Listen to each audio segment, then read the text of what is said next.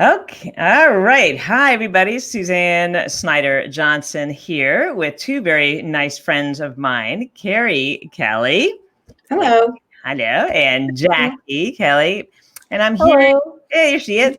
And I'm here to share with you a wonderful, wonderful nonprofit that the two of these people, wonderful people, have started. And Carrie is Jacquie's mom.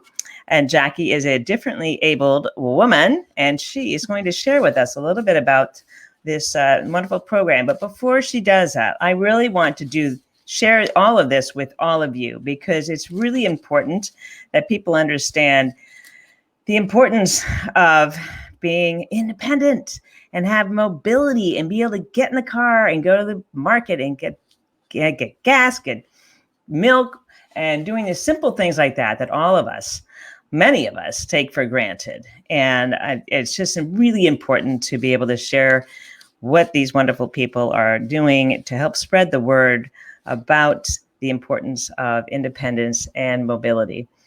So I'm going to introduce you to Jacquie, and Jacquie's going to tell her story. Jacquie, go for it. Hello. Thank you so much for having me, Suzanne. So yes, I'm Jacquie Kelly, and I am 22 years old. I was born with spinal muscular atrophy, which is a form of muscular dystrophy. It affects my ability to move, particularly my legs, but it does not affect my ability to think. And the disability is progressive. So what that means is that over time, I am continuing to lose my ability to walk, and eventually I will likely not be able to walk at all. So to get around, I use a scooter, which is right behind me. It's right there. That's my little red scooter. It's a go-go. And so really the struggle right now is getting a vehicle. Since 2014, I have been working toward getting my license and an accessible car. In the winter in December of 2019, I was able to get my license. I rented a accessible vehicle.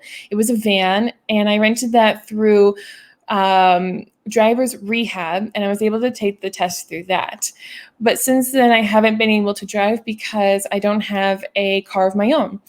And it's very expensive, and it involves a lot of equipment. So that's why we started the foundation, to really help fundraise that. And the issue around transportation for people with disabilities is independence. So for myself, I have to rely on other people to give me transportation, either my mom, my stepdad, or my boyfriend.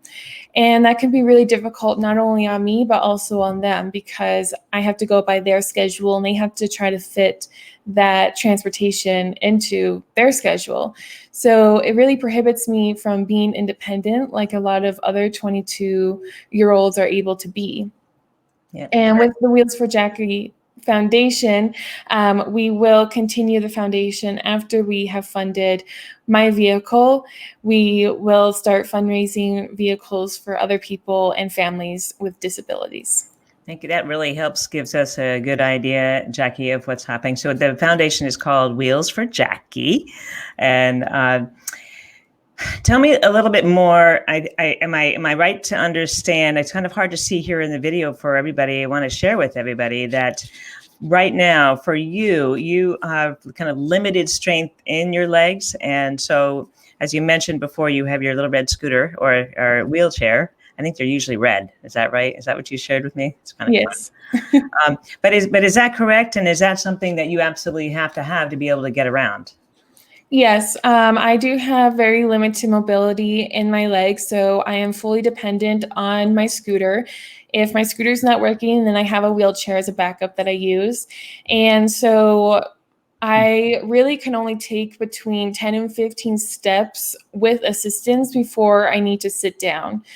And I have a service dog. His name is Moose. He's a 4-year-old golden retriever. We'll show some pictures of Sweet Moose after on the bottom of this video. Because he's in bed right now. He's really sleeping, man. That dog is like he has a life. He's sleeping on the bed. Anyway. Yeah, so he helps me stand up out of seated positions.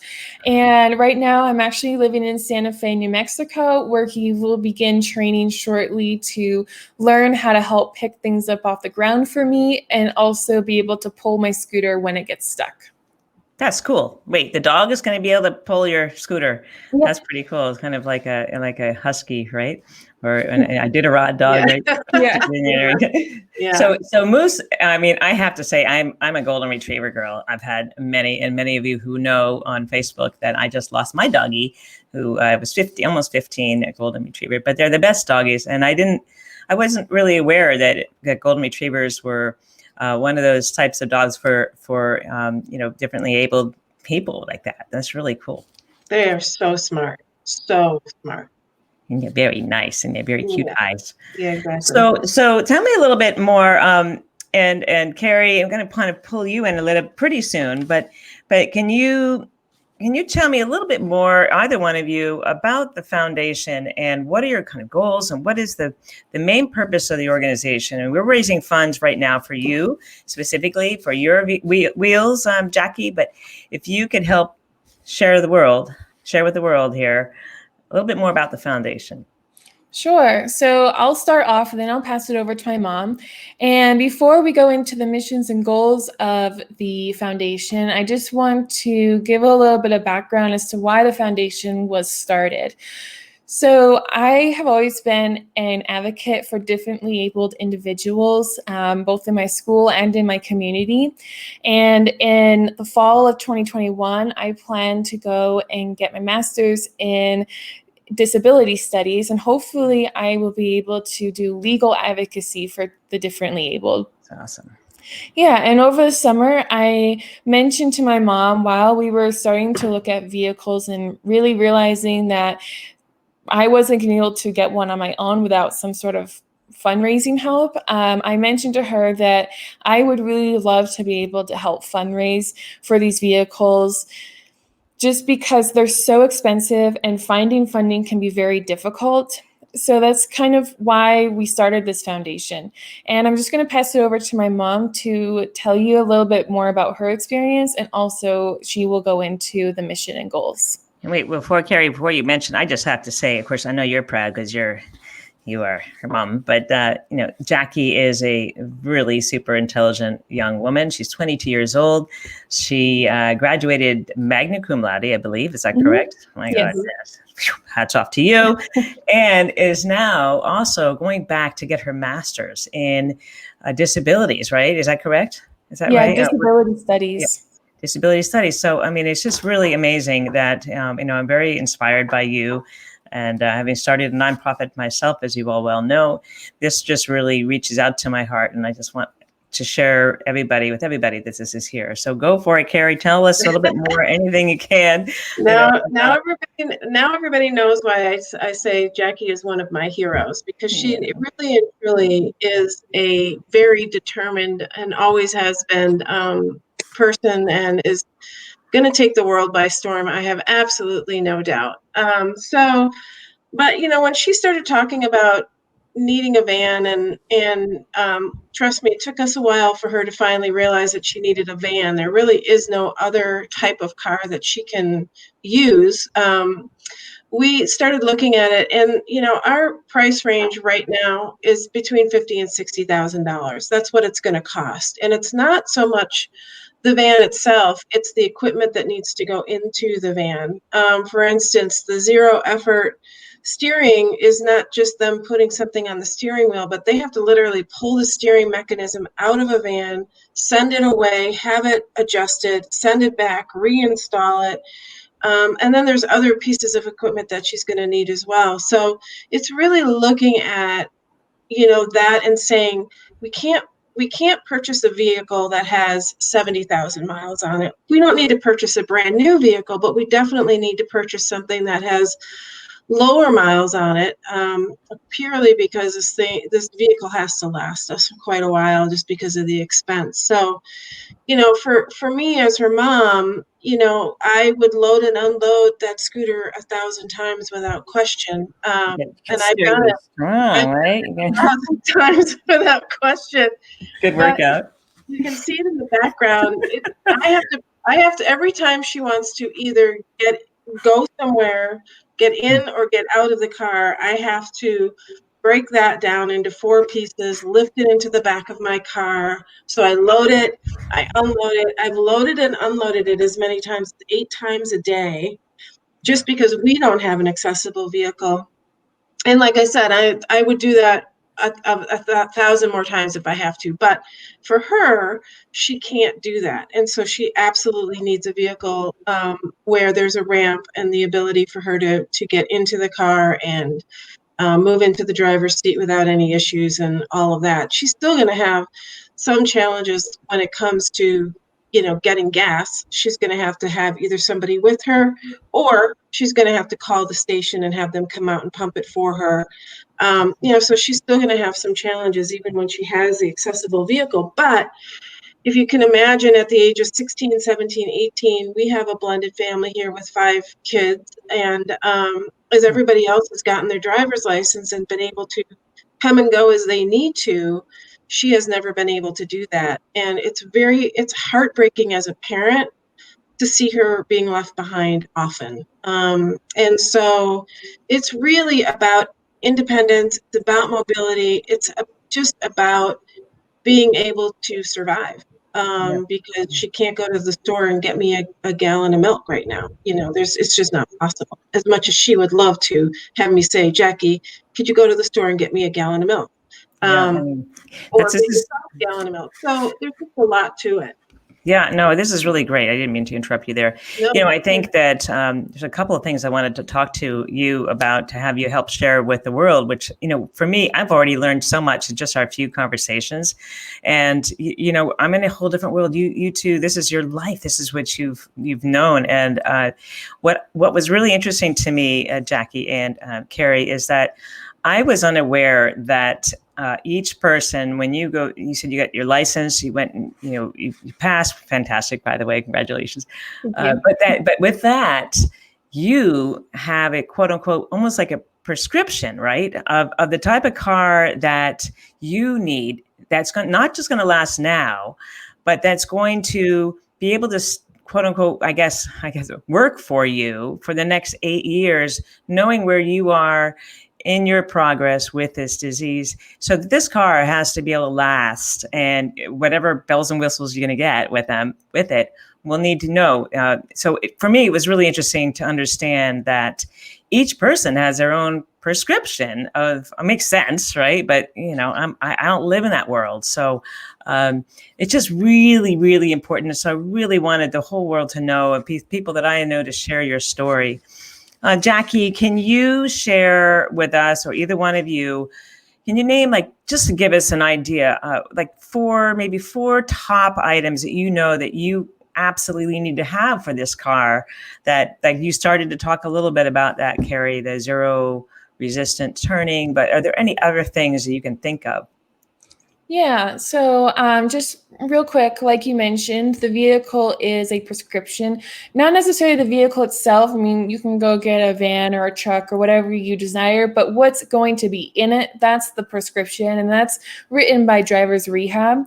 So for myself, I need a ramp that will come out of the passenger side, the back passenger side, hand controls, that will act as my gas and brake, a suicide knob to steer the steering wheel, zero effort turning, and reduced effort braking.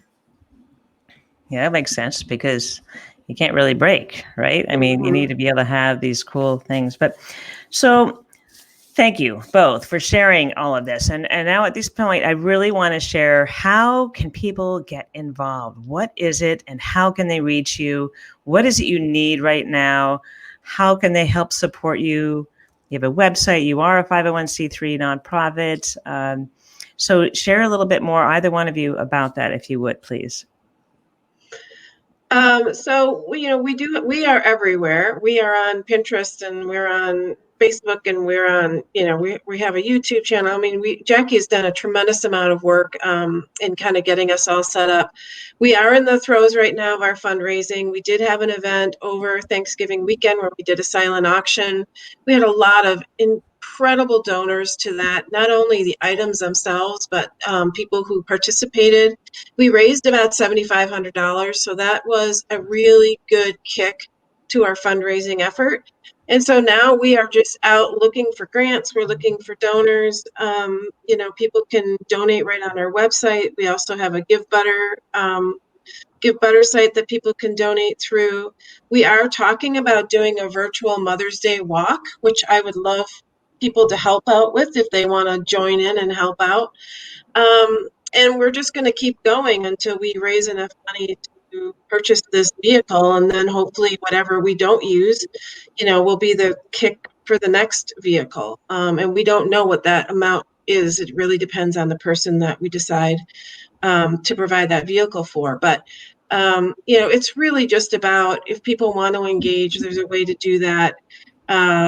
This virtual walk idea is something that I think would be a lot of fun, and it would mean a lot to me with it being on Mother's Day or being over the course of that weekend, because being a mom of a child with a disability can be really daunting. It can be challenging, and it can be lonely at times. However, my support system has been incredible between my family and my friends. So I know a lot of people would love to participate in an event like that, and that would be another great way just to keep, just kicking it into gear and trying to get to our $60,000 goal.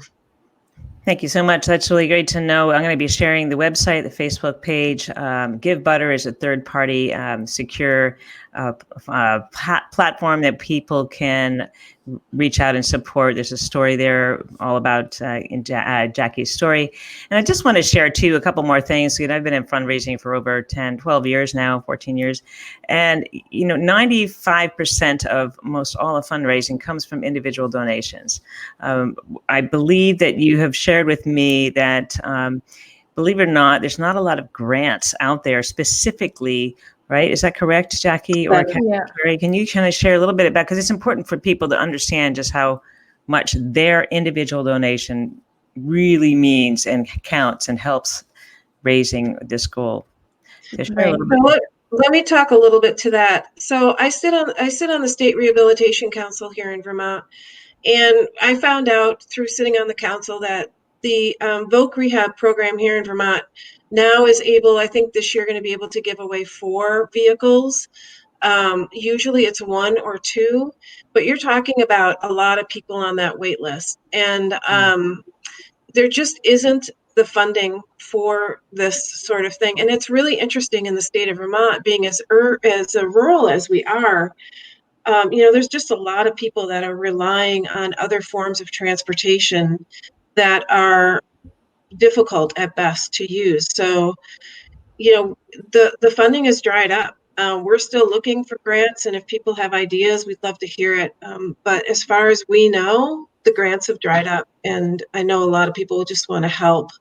And so this is just another way to do that. Thank you. And Jacquie, and I think, I also wanted to share one last thing with everybody and chime in, both of you. I believe that you've both started this nonprofit, hats off to you, and that your goal is, of course, first and foremost, immediate, with the name, with help get wheels for Jacquie, to help her get independent, but to really continue on and really reach out to other people just like yourself, specifically Vermont and outside of that as well, I'm assuming. Mm-hmm. And so it's really important for people to know that this is a nonprofit that's here to stay, and that this happens to be the very first one, the vehicle that we're raising funds for, but that this is something that is a bigger, much broader mission, and to reach out that way. Is there anything else that either one of you would like to add just before we leave? We've been on for about 19 or so minutes, so it's amazing. It's all good. It's all good. Is there anything else that either one of you would like to say? For me, I think that's pretty much it. The only thing I just want to clarify is that after we fundraise my vehicle, we will be fundraising for individuals with disabilities along with families. And we are not specific about what type of disability someone needs in order to get a grant. So I know that a lot of organizations, they are specific to the disability. We are not. So just putting that out there for anyone who's interested in applying or nominating an individual or family for a grant. Wonderful. Thank you both Thank you so so much. much. You'll Thank see you. down below on this post that we'll share all of the websites and the social media links so that you'll have an opportunity to get out and help support this. And because every single dollar really does make a difference, and we'll get Jacquie flying and independent and mobile and get her out there on the road, man. So And this is all volunteer raised. There's no paid staff at this organization. So every dollar is going right to our fundraising. wonderful. Great. Yeah. Well, thank you so much, Thank everybody. you. It's good to Thank see you. you. Bye. Bye. All right. I think we're good. And podcast.